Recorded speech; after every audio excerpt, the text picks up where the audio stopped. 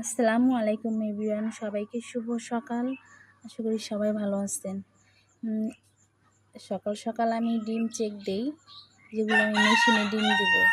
ওই ডিমগুলি গতকালকে ডিমগুলি আমি চেক দিছি, আজকে ডিমগুলি আবার আমি সকাল সকাল চেক দেওয়ার জন্য আসলাম। আপনাদেরকে মানে একটা জিনিস দেখাবো যে ডিমগুলি আমি মেশিনে দেই, কিভাবে ডিমগুলি আমি বাছাই করি এবং চেক দিই।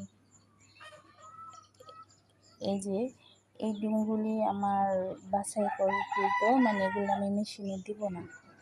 এখান থেকে এই ডিমগুলি আমি বাছাই করেছি। এই ডিমগুলি আমি মেশিনে দিব।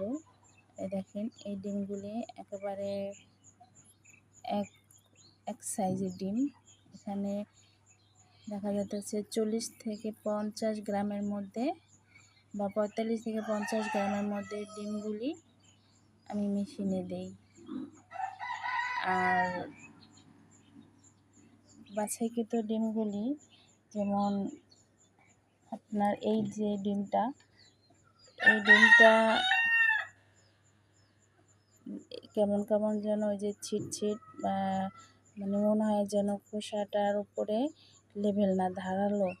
ওই ডিমগুলি মেশিনে দেওয়া যাবে না। এই যে এই ডিমগুলো নিয়ে লেভেল না, এগুলো ডিমগুলো নিয়ে ধারালো, খোসাগুলো নিয়ে এই ডিমটা দেওয়া যাবে না। এবং এই ডিমটা, যে ডিমটা কালো কালো ছিট পড়া, এই ডিমটাও দেওয়া যাবে না। অবশ্য এই ডিমগুলো নিয়ে এরকম হওয়ার কারণ, মুরগির সমস্যা থাকলেই এরকম ডিম পারে।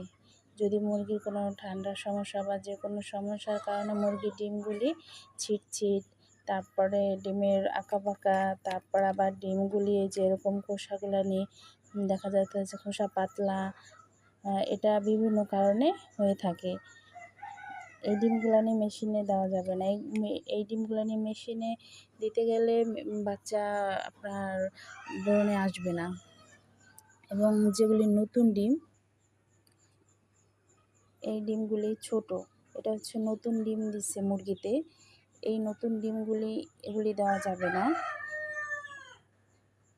45 থেকে 50 গ্রামের মধ্যে যে ডিমগুলি, ওই ডিমগুলি মেশিনে দিতে হবে। এ পর্যন্তই। ভালো থাকেন। আল্লাহ হাফেজ।